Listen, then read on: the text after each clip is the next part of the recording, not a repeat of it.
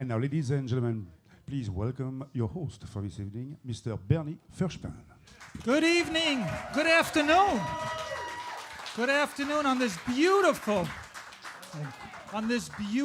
hi Magda, how are you? On this beautiful Saturday afternoon. What a beautiful turnout for a wonderful friend of all of ours. He was a friend of mine for many, many years. I'm sure you all agree. How's everybody doing today? Yeah? You all excited about this event? Oh, it's wonderful. I'd like to acknowledge somebody in the audience today before we begin, and that's Mary Wallace of Dark Shadows. Mary? There she is.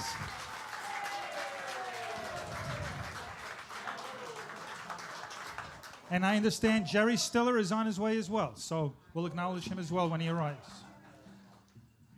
When I was a kid, I grew up in Brooklyn. How many here are from Brooklyn? I used to play stickball. Remember stickball, handball? Oh my God. That was great fun. Do they still play stickball? We used to wrap the stick with a tape. Remember that? I had the best stick. My mom would call me from the... I was in the street. She would open up the window and says, Boinala, get over here. F Troop is about to start. I used to tell her, make sure you let me know, because I loved that show. I was a big fan of F Troop and a huge fan of Corporal Agarn. I loved Corporal Agarn because of what he represented. He was a good person, a good soul, fun, and he was very inspiring to me. So it had quite an impact in my life, as I'm sure he did yours. When I was notified that he wanted to do an event over here, I was blown away. I was blown away. I didn't know where he lived. I thought maybe he lived in California. I had no clue about where he is now, what he was doing. And then when I was notified about this, I said, absolutely, are you kidding me? I'm a huge fan, and this is an honor and a privilege to have him here today. And so I'm excited to get this event started. You guys excited? Yeah. Without further ado, I'm going to introduce three people. The first one would be his stepdaughter, Emmy Award-winning documentary filmmaker and author, June Cross. Please come up to the stage, June. And then we have Larry's friend, writer and author, Matt Bekoff, who will moderate this event. And of course, the one, the only, Mr. Larry Storch.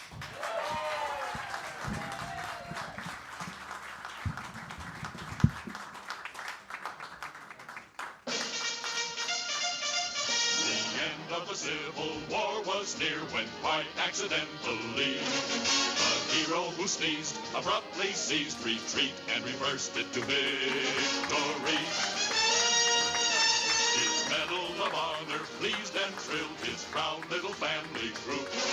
While pinning it on, some blood was spilled, and so it was planned he'd command F Troop, where Indian fights are colorful sights and nobody takes a lickin', where pale face and red skin both turn chicken. When drilling and fighting get them down, they know their morale can't droop, as long as they all relax in town before they resume with a bang and a boom. F Troop!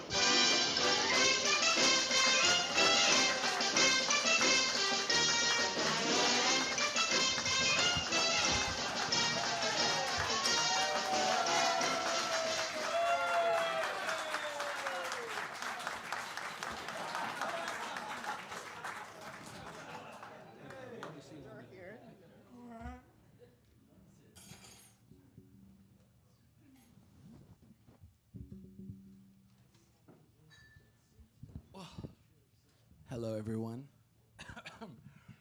Well, unrehearsed. Totally unrehearsed. But before we start, I just want to say how thankful and grateful I am that all of you guys are here, and that hello, camera, and that we're all very lucky to be here. You know, yes. I'm lucky to be here. Well, that's where I was going. You know, many of you know that Larry was sick for a little while with pneumonia, and in life you always think, I wish I had another chance. And so tonight we all get that other chance to see this legendary icon on stage. And so I'm very grateful. I love this guy. June So loves am this I guy. grateful. And he is too.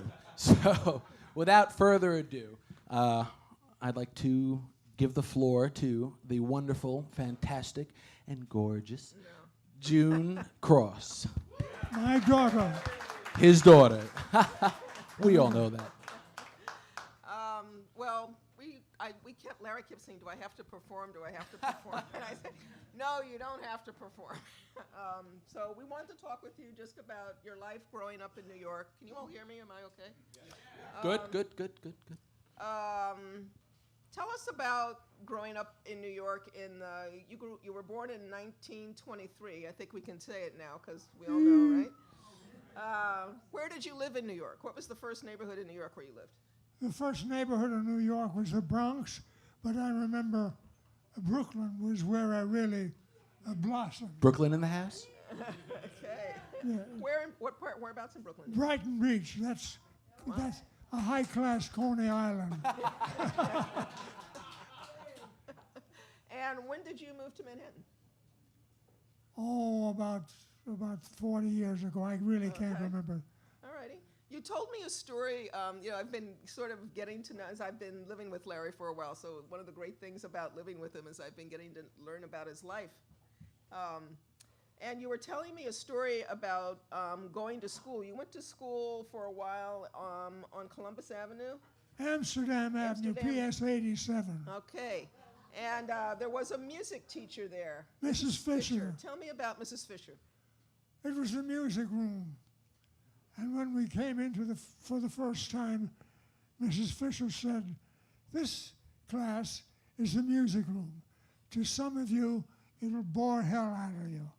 And we were only about 8 years old, 7 or 8 years. But for some of you, the music is going to grab a hold of you now and for the rest of your life. So just be ready for music. And thankfully I was. I love the music room. Yeah, always has loved music. Still plays the sax. Yeah. Still plays the And sax. guitar. Yeah. So tell me about how you started doing voices. Voices. Yeah, you started doing impressions. Oh, my mother ran a rooming house on 77th Street. And mind you, this is 60 or more years ago. And people from all over the world had a room in her rooming house. And people would come down to answer the phone on the first floor. There were Russian people who spoke Russian accent. They came down from top floor. And then there was German. We had German people in the house. This is when Hitler was a nice guy. You also had a famous person that rented a room, Orson Welles. Oh, Orson Welles lived there in a room no bigger than a telephone booth. Yes. I'm telling you, this is 77th Street. And what'd your mom say about him all the time? Oh, he's a screwball, but he's a genius. And so in those days, the people were broke, and the best came out in them. When you were a kid, you were also good friends with Mr. Don Adams, were you not? Don Adams and I grew up on the same block, and we were both enamored of the movies. And but of course, I did impersonations in those days. Listen, you guys, you understand? Edward G. Robinson and all the Jimmy Cagney, you dirty rat. I'm going to give it to you just like you give it to my brother. You know, and all these impersonations. And that's how I got started in amateur hours. And later in life, Don Adams and your brother Jay, They teamed up, they had an act. yes. The Young... The Young Brothers. There you go. The Young Brothers. The Young Brothers. And then when you were nominated for an Emmy for F Troop, Don Adams was nominated for Get Smart, That's right. and he won. What'd you tell him? What'd you tell him? What'd you tell him?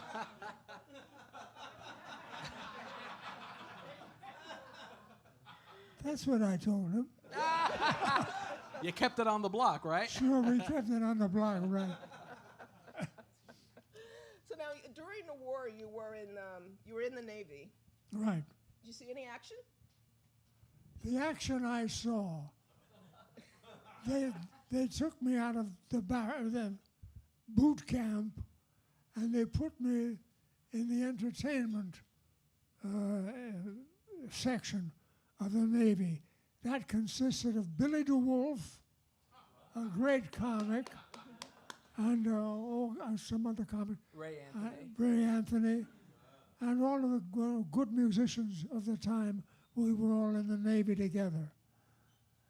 And I was very lucky, you know. I could have been on a submarine tender. I'll never forget, on a submarine tender, the Proteus, it was called, Tony Curtis, he stood up on the deck one day and he just hollered off into the wind, "Someday I'm going to be a great star." And I had been in show business for a little while, and when he said, "Someday I'm going to be," I thought to myself, this guy's crazy. He doesn't know what it's like to be told no, no, no by producers and directors. You know what I mean? So, but I had a very interesting time coming up in this business. When you got out of the Navy, you tell a great story about hitchhiking. You were in... Oh, I was hitchhiking in uniform from the West Coast to the East. I wanted to see the United States. And in uniform, if you sit on the highway and give it that, you couldn't miss. You know, everybody's going to stop and pick you up. A guy named Phil Harris stops his car. "Where you going, sailor?" I said, "Well, I think my first stop will be Palm Springs." He said, "Good, that's where I'm going." We ride out to Palm Springs, and he said, "What are you going to do when the war is over?" I said, "Well, I did voices before, and I guess I'll do them again. Let me hear a couple of voices." "All right." "You dirty rat, I'm going to give it to you, just like you get, you know, my... listen, you guys, and then Chinese, I could do Oriental because I was over there for a long time." So he says, "Listen, I'm going to turn around. We're going to go to Palm Springs. I'm taking you back to Hollywood." "Me? No. Hollywood. Next stop, Ciro's nightclub." Takes me sitting over to in a little corner, and there's a woman named Lucille Ball. Have you heard of her? And her husband, Desi Arnaz, is up on a stage. The club is empty. And she says, "Do a couple of voices for Desi." I did. She says, "He opens tomorrow night. Get out of your sailor suit, buy a blue suit, and be here at 8 o'clock. And that's how I got started again. And it was supposed to be like a 2-week engagement, but they liked you so much, I think, what did it last for, 10, 12 weeks? Yeah. Something like that, yeah. And a little tidbit, you know, in September, Larry went out to California. You know, Ciro's is now the Comedy Store. And Larry, in September, we went out there to get a star on the Walk of Fame. Way overdue. But he also performed to a sold-out crowd at Ciro's, which is now the Comedy Store. So just injecting that in there for you. I was sitting in my agent's office in Hollywood, and he's talking to New York, the Copacabana. Now I'm getting paid $50 a week at Ciro's, and he says, "That's right, I'm asking 1,000. When I heard 1,000, I stiffened up like a board. I couldn't believe what I was hearing. $1,000? You know, it's a madness. Anyway. What do you think you would have been had you not become a comedian or an actor or a performer? That goes, I play with that one a lot of times. I have no idea what else I could have done. Because a great Would have story. been a good sax player, actually. Yeah, actually, a great story you tell is you never. What do you say about high school? You were uninvited back to high school. I was uninvited back to high school. But you had a chance to play, was it the Paramount, or Yeah. was how you finally exited Oh. from high school with honor? The Paramount Theater, in those days, there was an act called the Radio Rogues. 3 guys who could do, listen, you guys, hey, Jimmy Cagney, anybody you wanted to hear. One of them at the Paramount Theater became ill. Hey, kid, can you come in for 3 days while Sydney recuperates? Oh, yes, sir, I can come in. I can't believe it. I'm on the stage at the Paramount Theater entertaining. And even while I was doing the impersonations, it was going through my mind. It drove me crazy. But it was the most wonderful experience How I old ever were you had in then? my life. Oh, at the Paramount Theater, we were there about 3 weeks. I mean, But how you're old- about how 6, old were you? 17, 18 years old, something like that. 17, 18. I was about a little 19 or 20, something like that. When you also started out, you played a lot of places up in Albany. Wally's Gay 90s, or what's the story behind the Rembrandt of impressions? I'm in a place called Wally's Gay 90s. Striptease dancers. They came out wearing little striptease around them, no bigger than a Band-Aid. And I'm on the bill. I'm on the bill with these striptease dancers. And one night the owner comes up and he says, Larry, he says, Claude Rains and Basil Rathbone, they don't go very well here. This guy's talking to me like that. Hey, Larry, these guys don't go very well like that. I'm sorry, kid, you're fired. And from there, I did the old hit here. Back again on Well, the. back then they had clubs every block, so you could walk down the street and find another place to perform at. Finally, I end up at Ciro's with Desi Arnaz, the star of the show, of course. My agent on the phone, I'm sitting in the office, and he says, how close can you come to 1,000? I hear that. I stiffen up like a board. 1,000? He's got to be kidding. 1,000? You mentioned radio before. You talked about radio. Now, one great story that I love that you've told me about radio is that one day Frank Morgan, anybody remember Frank Morgan from The Wizard of Oz? Who's it? Frank Morgan from The Wizard of Oz. Yes. You subbed for him one day. He was Fine. too drunk to perform one night, and they said, Larry Storch to the office, and you went on that night doing the whole show as Frank Morgan for the Frank Morgan Hour, and nobody knew it was Larry Storch. Nobody knew. They used to, Frank Morgan was the guy who talked like that. And just before the show, over the loudspeaker, they did this every show, just before, Mr. Morgan, your fly is open. Your fly is open. Oh, well, Frank Morgan said, my fly is open.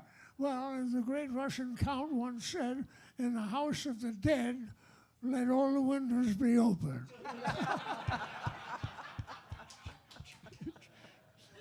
Now, how did you ever? You had a summer replacement show, the Larry Storch show, in the Oh, 50s. it was, How did that ever happen? I was going to replace Jackie Gleason. Jackie Gleason. So he said, listen, kid, now there's one word in here. Are there any children around? You're okay, Larry. Go for it. So Jackie Gleason is going to give me some advice. And he says, whatever you do, just don't say fuck.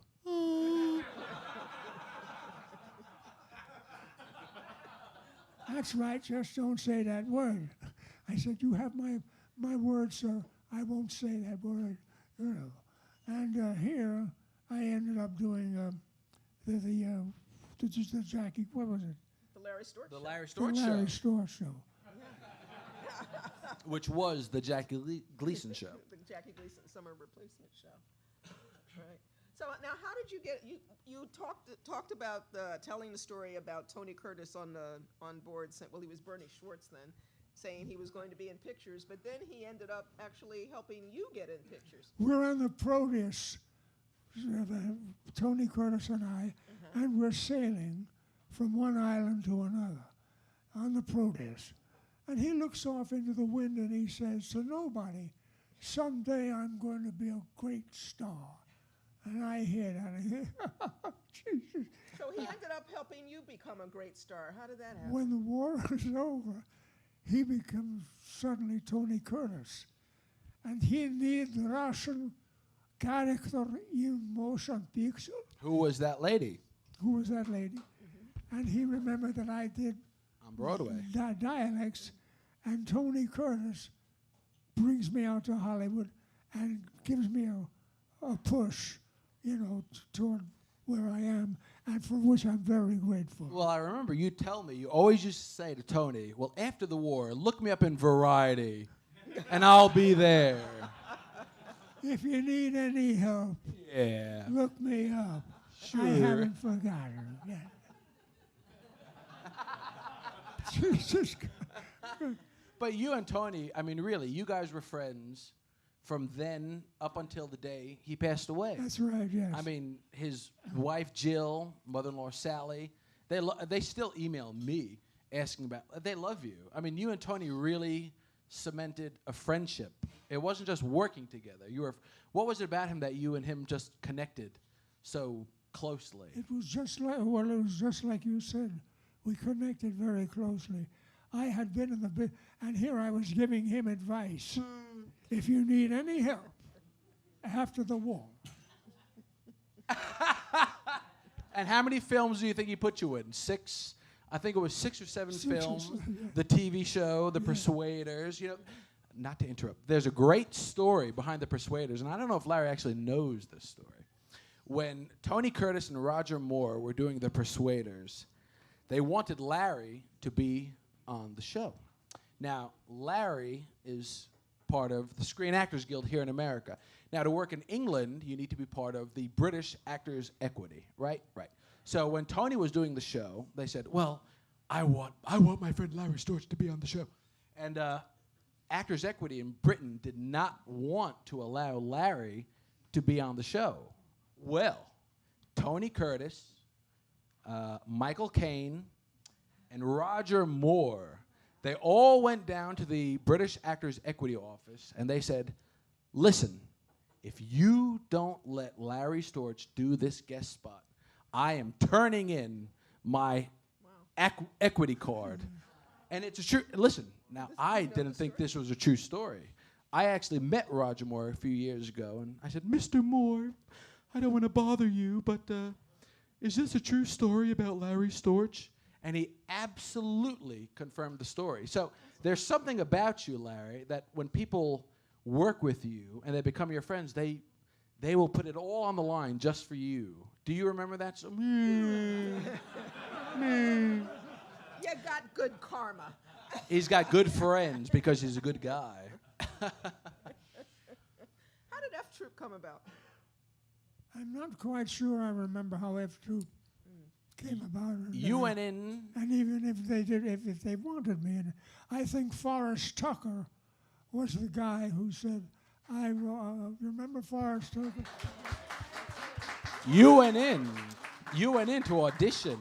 Remember, you went in to audition for the role of O'Rourke. Agarn was never on the script. It was not a character on the show. You remember that. You went in to audition for O'Rourke, and then what did Forrest Tucker say to the producers of the show? Forrest Tucker said, I'll be O'Rourke, but I'm going to need a sidekick, and I want Larry to be my sidekick. Ta-da!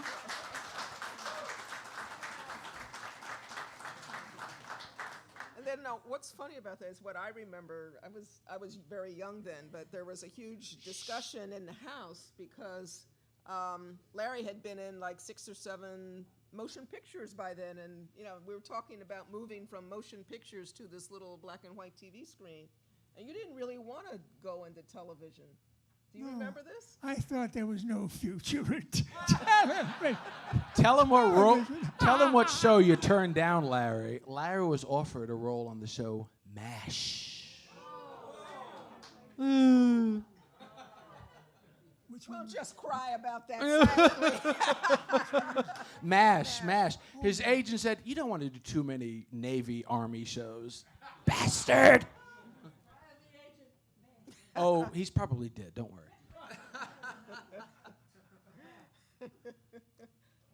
Any questions from the audience out here? Anything? We're going there already. Just wondered.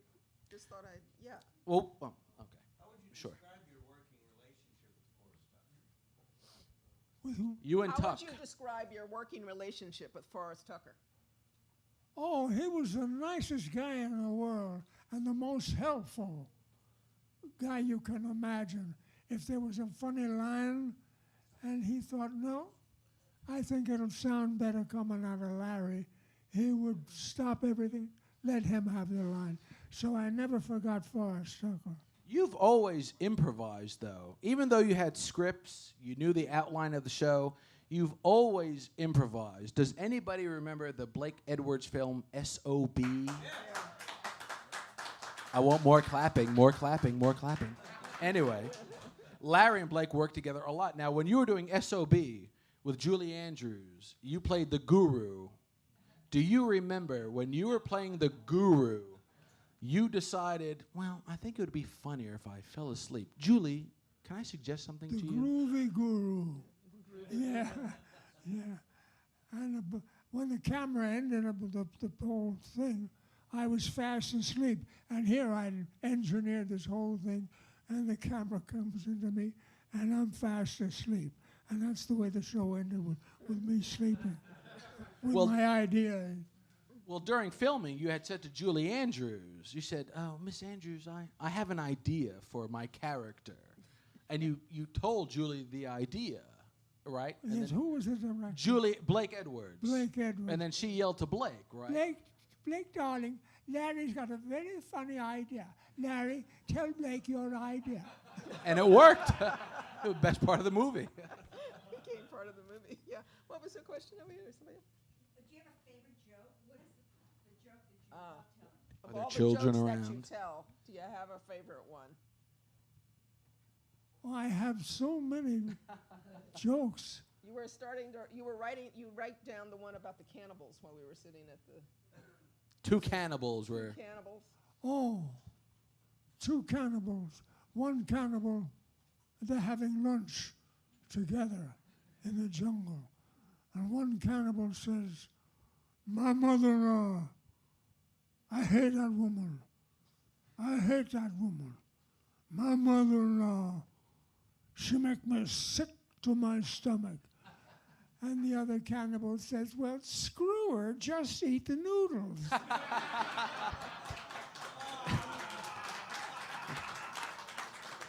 Now you're known for your impressions. Now, one of my personal favorite guest stars on F Troop was the fantastic Paul Lynde. Now you do Paul Lynde better than Paul Lynde does Paul Lynde. Paul Lynde used to say, you show me a hooker with asthma, and I'll show you a woman who whistles while she works. Now you. That's not Larry has actually invented things out of his impressions of people that they actually never said. Judy. So I'm thinking of Cary Grant and Judy. Can you remember? Judy. I don't know if I could. Cary Grant actually never said that.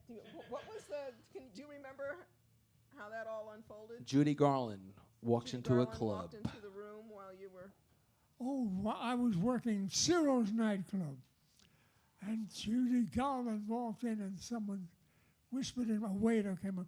Judy Garland has just walked in, And I said, Judy, Judy, Judy, in Cary Grant's voice. And that's how that got started. 70 years later. 70. But not only that, in the film Some Like It Hot, as you recall, there's that scene where Tony Curtis is on the beach and he's playing that very sophisticated English gentleman. You taught Tony Curtis how to do your Cary Grant impression for Some Like It Hot. Yes, right. But that's not the only one. Does anybody here remember a little guy by the name of Sammy Davis Jr.? Sammy Davis Jr.? Who taught Sammy Davis Jr. how to do impressions and dialects? Where did that all come from? Well, we were working in Las Vegas together. I was at the El Rancho. He was at the El Rancho, and I was at the Thunderbird. Yep.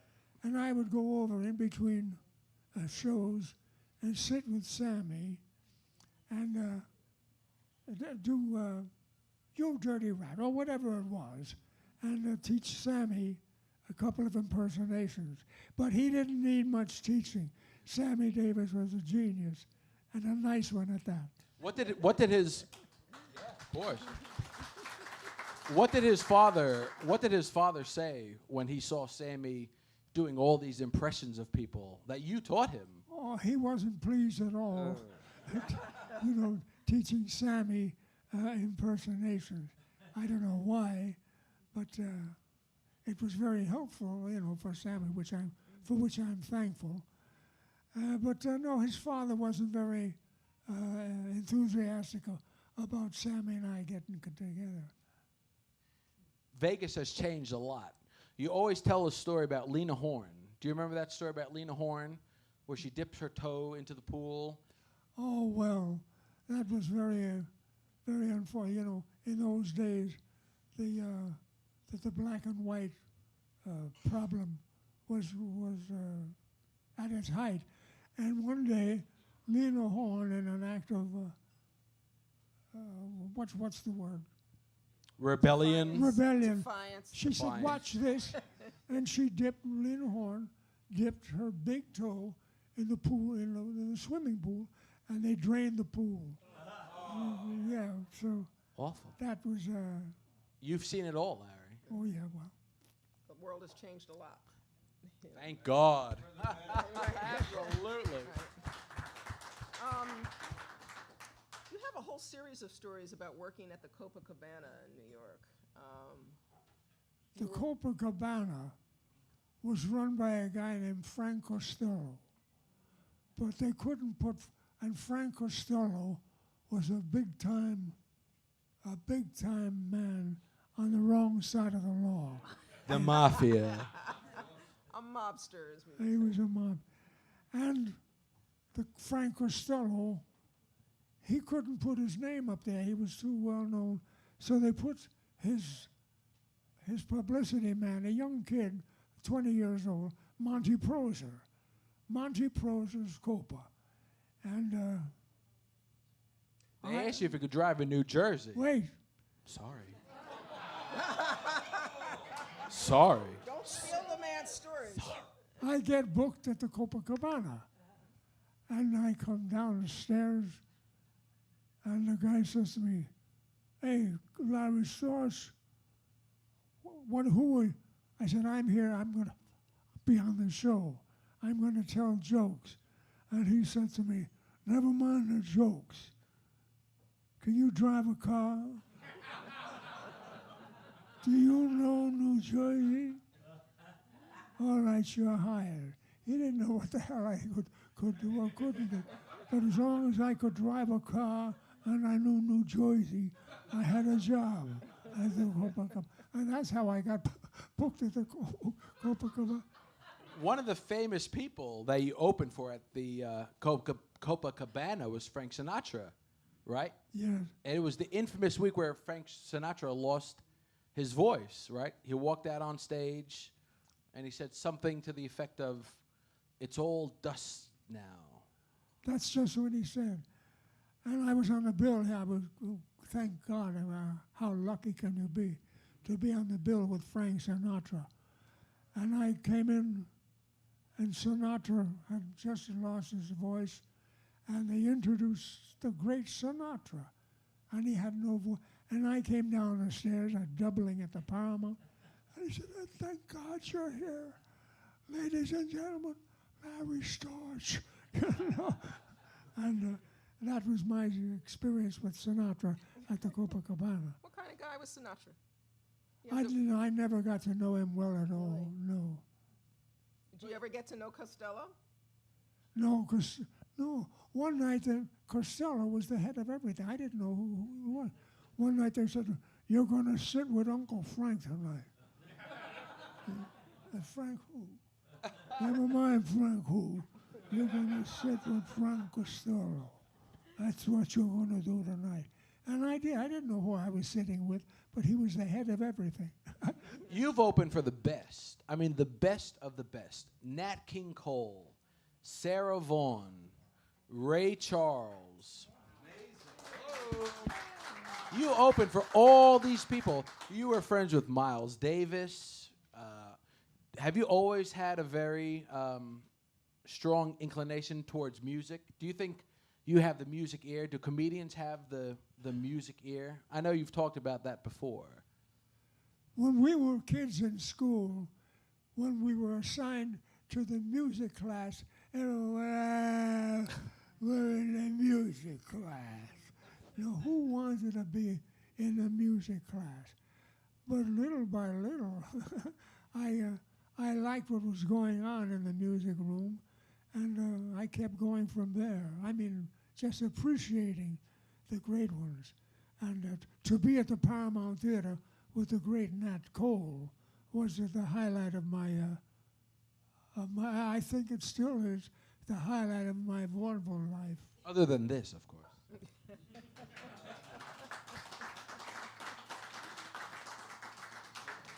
You've also had a career on stage, not as a comic, but in theater. Of the plays that you've done, let me see, the ones that I can remember at least. You were on Porgy and Bess for a while. You played the detective. You were in Annie Get Your Gun. You did, with Tony, Some Like It Hot. The recent ones. And you did you actually began your career on Flower Drum Song. I remember when my mother first fell for Larry. She dragged me to see Flower Drum Song. I was about this tall. I had no idea what was going on, but I remember turning around and looking at all of the people in the audience who were staring at the stage, and I think that was probably the day I became a reporter, because I wanted to know what was it that they all found so fascinating up there. I was totally bored, but she was totally over heels for Larry Storch. Took her many years, but she finally got him. One of the jokes I used to like, Archie Bunker walks into a Chinese antique shop. He walks over to the little Chinese guy, holds and he says to him, "Hey you, Fu Manchu, come over here. I breezed in here an hour ago and I bought a fan of yours for $1. I took the fan, Sure, you got it, Larry. He says, I took the No fan. rehearsal. Took the fan outside. I give it a couple of fans. And look at that fan. You remember that? Chinese guy says, I remember the fan. But I don't remember you. All white men look alike. He said, don't give me that heartache. You take it from me, it was me. You're the joker I done business with. Now look at that fan. Now what are you going to do about it? The little Chinese man said, let me see how you fan yourself. Archie Bunker says, oh, what the hell, there ain't no trick to that. I took it outside, and I gave it a couple of them things, and look at that fan. The little Chinese guy said, for 25 cents, goddamn, you no fan like that, you fan like that.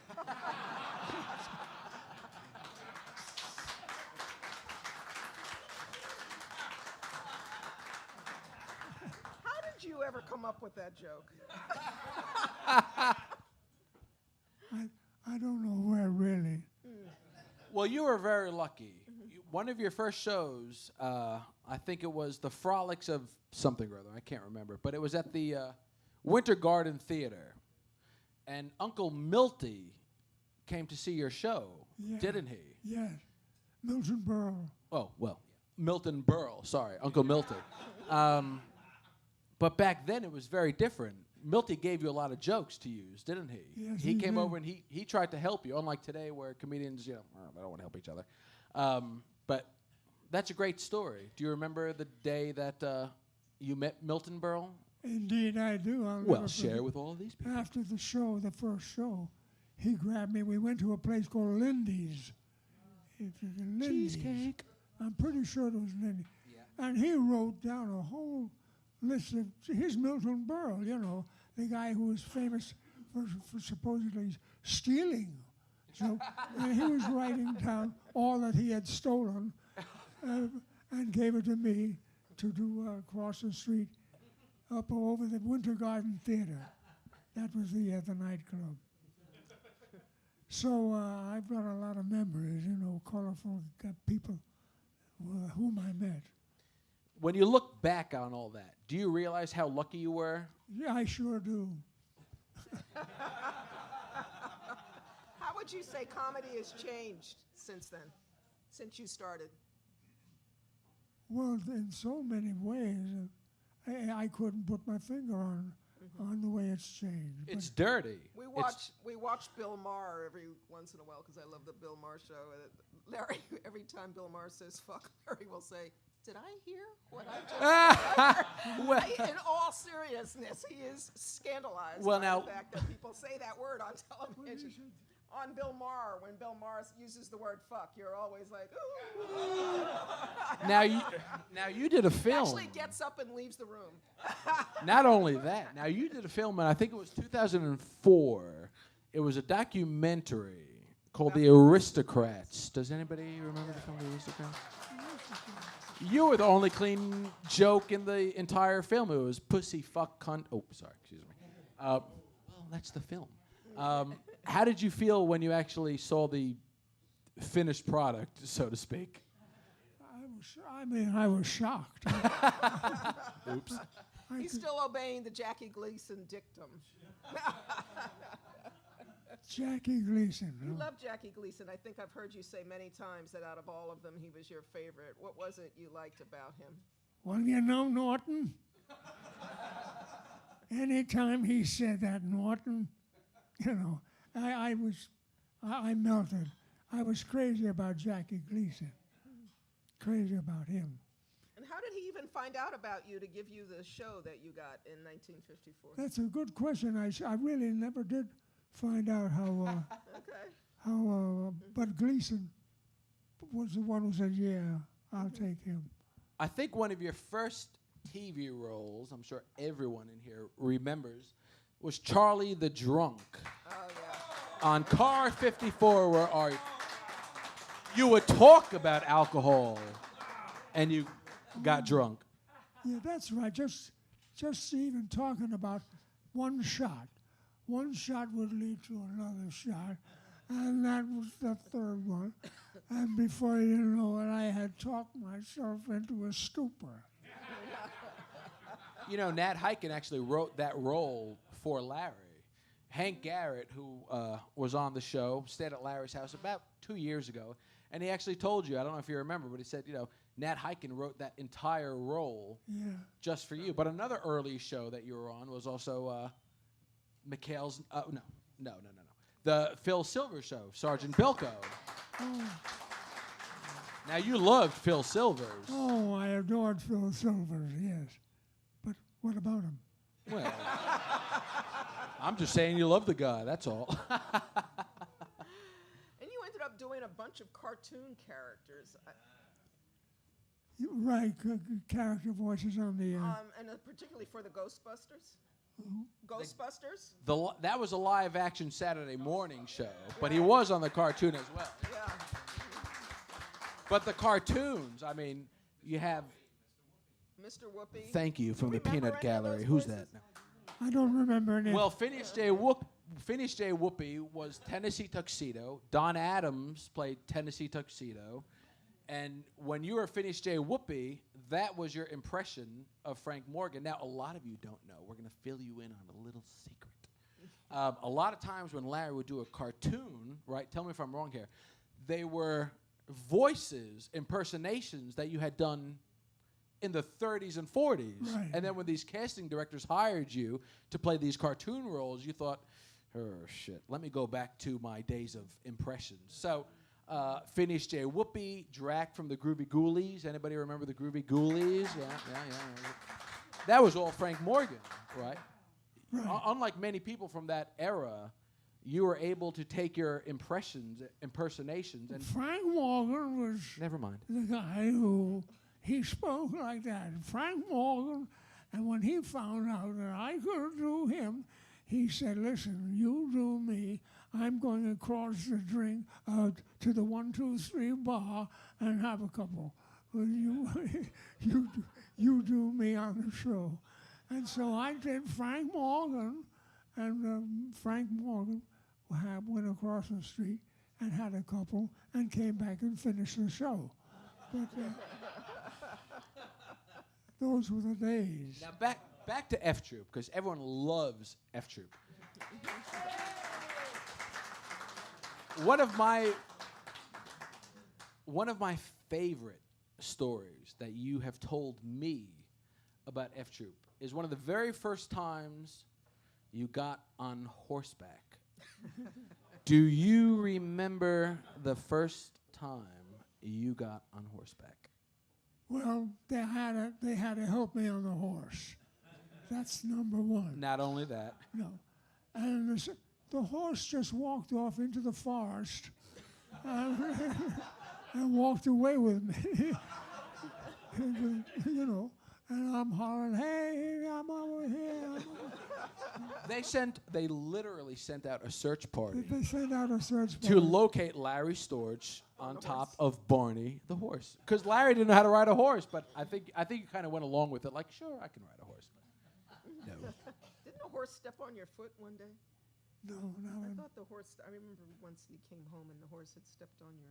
Well, June, you actually went to the set of F Troop. I've seen that old picture of you. Right. Do you remember the day that you actually went down there? What it Yeah. was like for you? Well, It was hot. shit.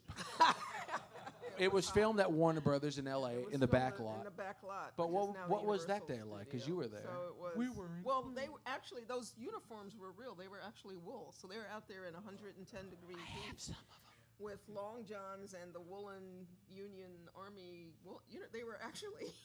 That's what was astonishing to me, especially given the fact that everything else was like a cardboard cutout. You know, it was just the front of the saloon, the front of the place where the captain was, and then behind it are just the struts that hold it up. So I was like, well, why do the uniforms have to be real? Nothing else is real. It was crazy. Larry come up with hitting everybody with his hat. Ah, yeah. I love that bit when I The bit of you when you hit people over the head with the hat. How did you? would come off. Yeah. How did you come up with that?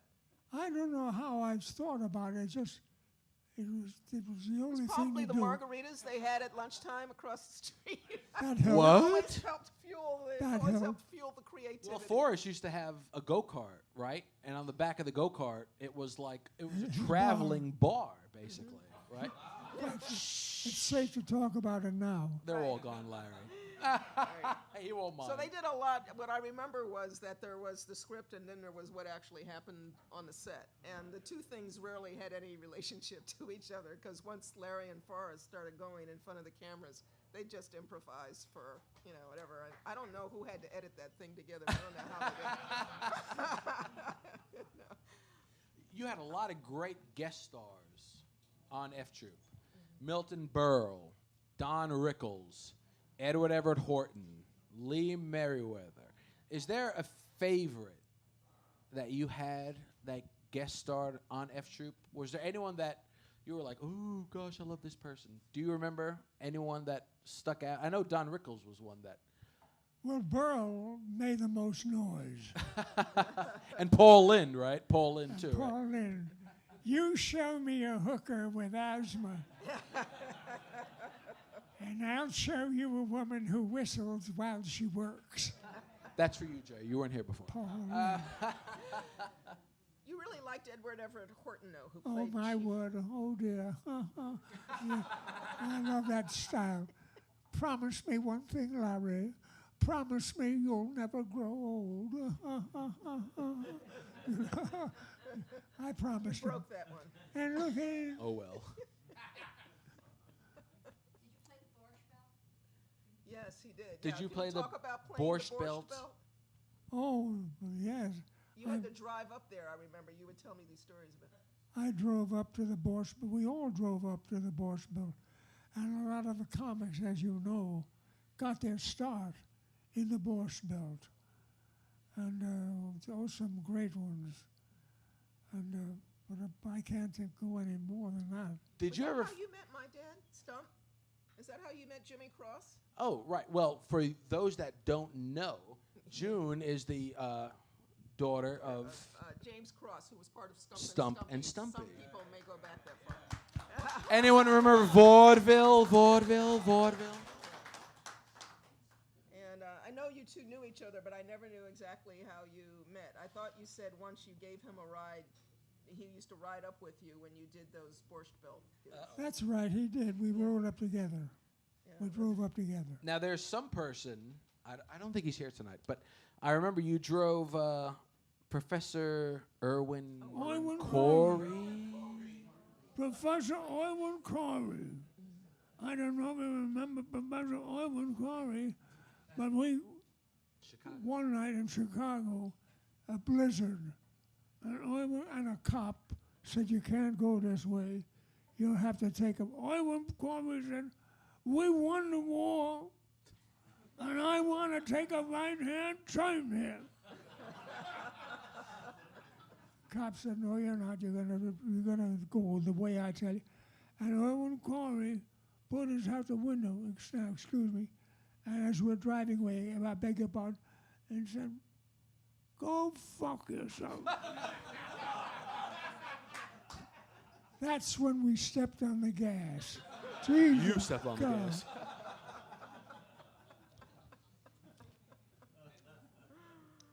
Didn't Irwin make you his chauffeur? Did you have to chauffeur Irwin around? Were you driving Irwin around a lot? Were you his chauffeur? No, Not in Chicago. You had that big black car, and you were driving Irwin. in Chicago. Right, in Chicago. Just that one time. Just that one. Um, Out of all the cities you've played in the world, what's your favorite town besides New York? good question. Chicago. And I liked Hollywood, I must say. I had a good time there. Well, you lived out there for a while. Indeed, You've I always been a New Yorker. Now, your house on Nichols Canyon, what did you call it? The Pearl?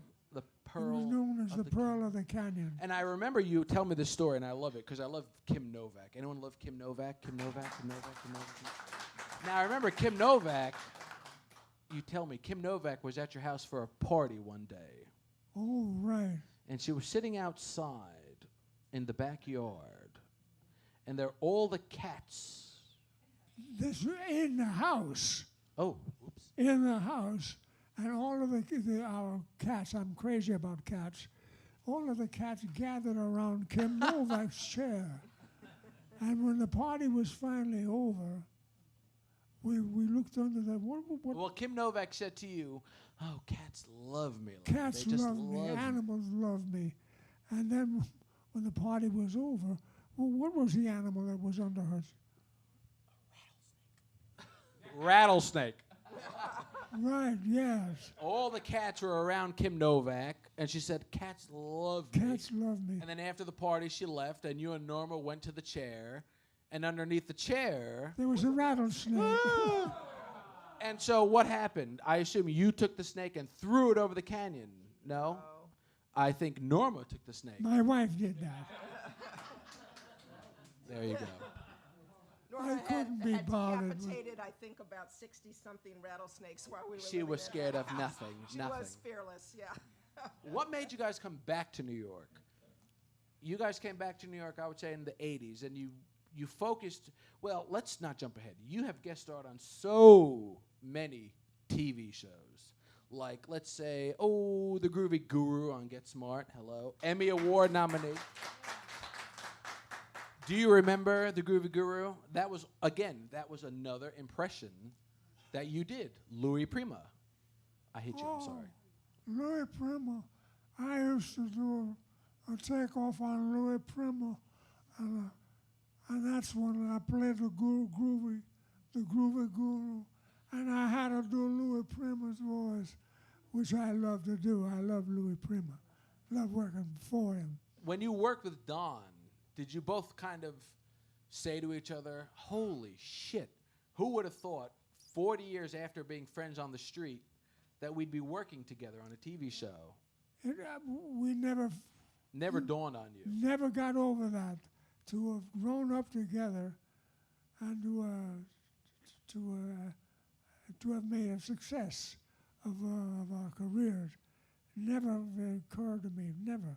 Betty Bacall was somebody else that you did. She grow up. Lauren Bacall, Betty Bacall. You told me you had both lived in the same neighborhood and used to ride the back of the buses together in Brighton Beach. Do I have that wrong? No, I'm not too. I don't remember too much of All it. right. She But you- remembered it. When you- I happened to interview her like years later for You something. and I interviewed mentioned- Lauren Bacall?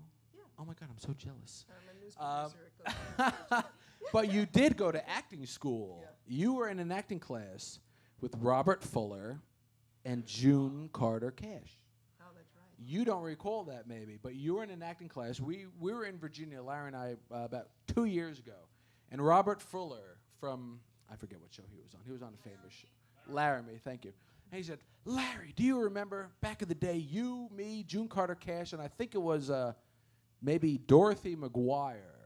You were all in this acting class together. Now, did you ever want to take acting classes, or did it all kind of just kind of happen? Like, It what would just- you have been if you weren't a comedian? It just happened, and I got more work because I was a comedian. I mean, I was blessed, to have been able to get laughs in a role, and that's how I got my start, just by being amusing on the screen. And other TV shows that you were on, like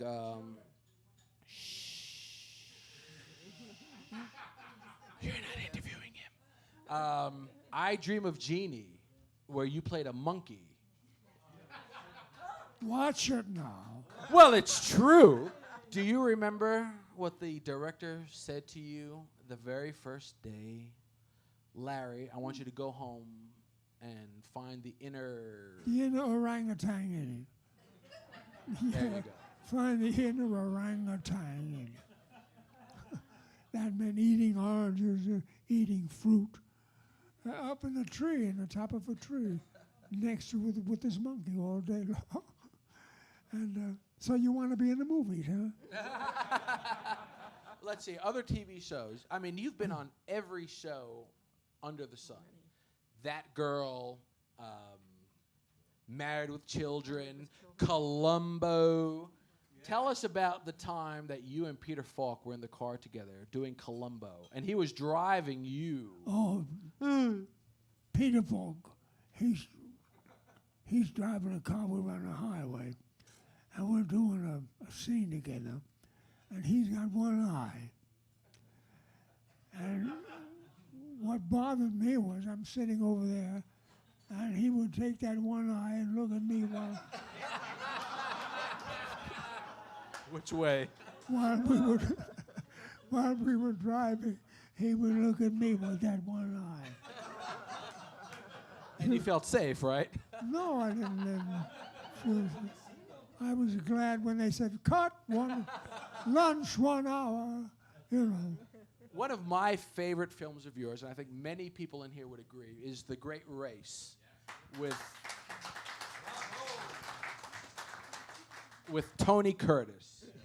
You started the biggest fight scene in film history. That's Do you right. do you remember your infamous line of "Give me some"? Give me some fighting room. And then I would take a punch, Everybody beat the hell out of me, and I'm yelling, give me some fighting room.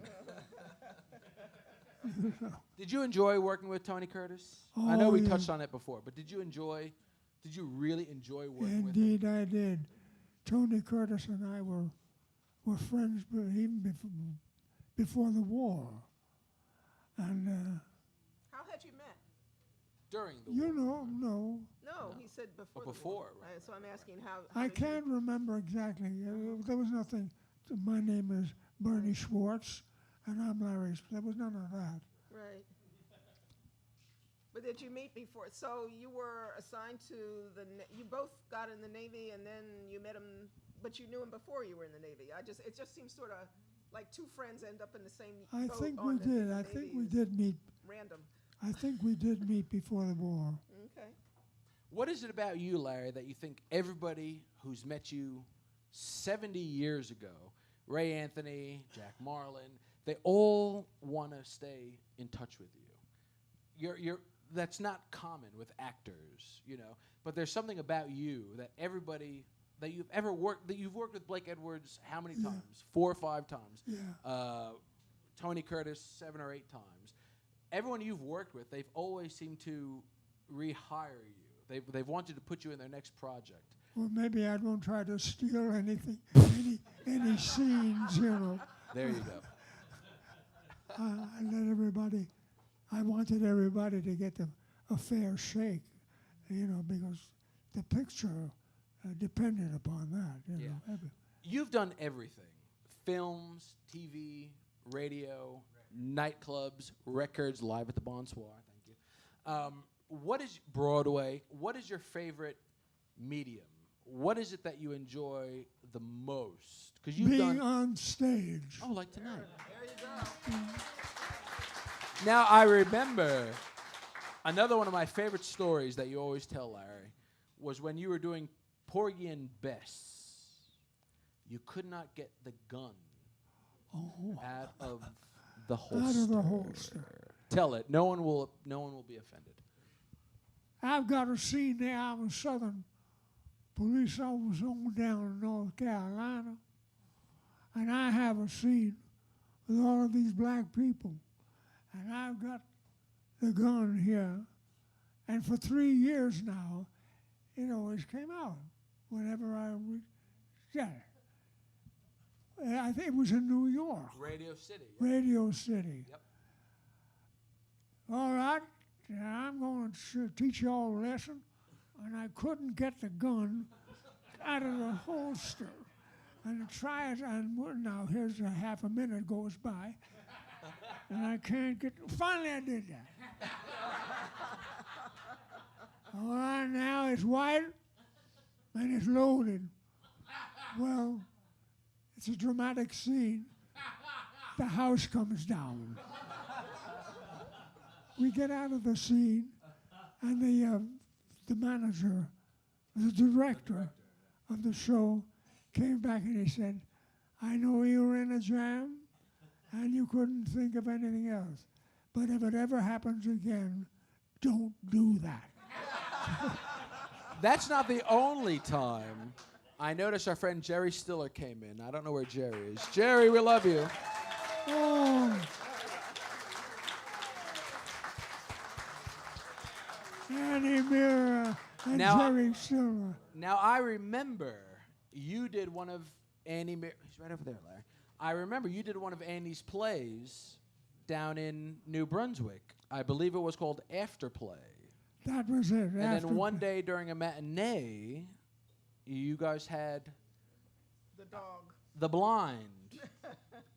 And the Seeing Eye Dogs were there. Oh, yes. Tell that story. Jerry wants to hear it, I promise you. You waved. Well, that's half the story, what you just heard now. It gets better, I No, promise. it actually does. The blind came to listen to the show, theater in the round. And this one scene, there's a crash, and we all gather around a fallen body. And the seeing eye dog sees a group of people and runs up on stage. And he's right in the middle of the scene, right here. And he's on stage with us. Well, it got the biggest round of applause I think I've ever been involved with. put that seeing-eye dog on the stage with us, and Annie Mira saying, wasn't that wonderful, that dog coming up on, this is her curtain speech, wasn't that wonderful, that dog coming up to help out. And as we walk off stage, she muttered under her breath, that goddamn mutt. Stole the whole scene. It's hard to believe, but we actually have to already wrap up the show. I don't know how this has happened. I mean, we could sit here for 3 or 4 hours and do this because, Larry, your career is... What was it, Archie Bunker? Oh, Fu Manchu. You did that one. Archie? You did. With the fan? Yeah. You got that one. Okay. Anyway, so listen, we have a few more minutes. I don't know where the people are from the show, but we'll pretend they're not here. They're over here. Does anybody... Oh, Over sorry. Hi. I've been getting the high sign here for the last 2 Okay, real quick then. Anyone have any questions that they would like? You've asked one. Anyone else? This side of the Mary, room. real quick. Do you keep in touch with Ken on this? Do you talk to Ken Berry and Jim Hampton? Of course you do. Tell them you do. Yes. Not as much as I would like to. Not as much as I would like to. Quite right. Down there. On the wall. Starting with Yeah, you, darling. You, darling. I saw you in a play called Three Men on a Horse. Tony Randall and Jack Klugman. My Wow. question is, were you a friend of Tony Randall? Did Were you know a Tony friend of Randall? Tony Randall. Not as good as I'd like to, no. That'll be the But answer. Brad. thank you for remembering that one. 3 Men and a Horse. Thank you. Oh, over there, over there. I've been overruled. Years of wonderful entertainment. Over there, Larry. I didn't hear it.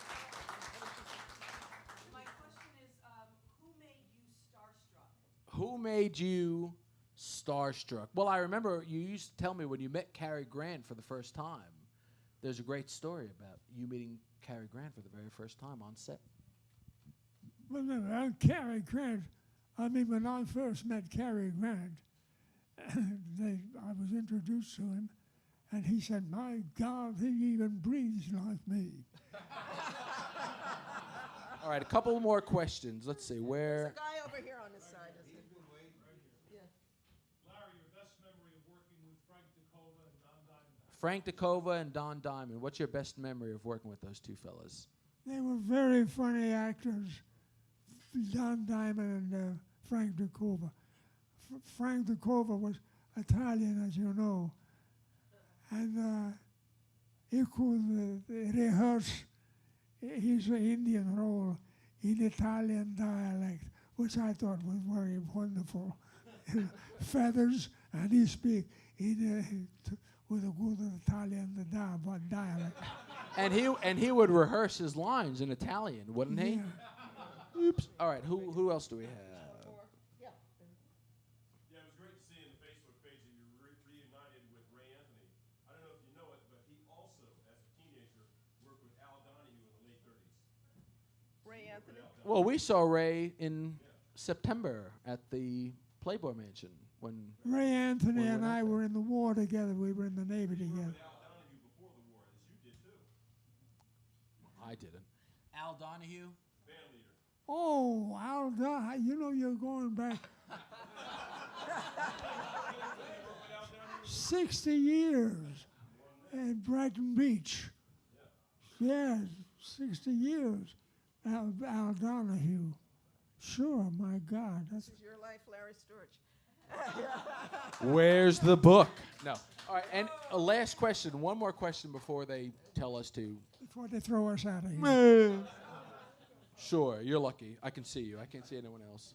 What was it like when you were on the set of these television shows, and did the director have to tell you a lot of times, like, kind of knock it off, like a lot of laughing going on? Were you told to a lot of calm cuts, down? Were you too a lot of funny? cuts, or, Did you improvise too much, or did you kind of stick to this? No, the things that I was in, the funnier you were, the better. So they encourage you to be as funny as you could be, you know. Yeah, I was curious if they made you stop, made you stop sometimes. You got too funny and too many takes. He deserves a writing credit for a lot of things he's done. Well, we could do this for another 2 hours. I swear. Thank you so much. But they club. Well, anyway, ladies and gentlemen, Larry Storch.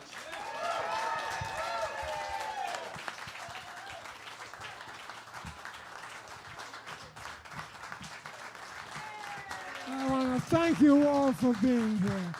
This is a great honor. I won't ever forget this, ever. Thank you.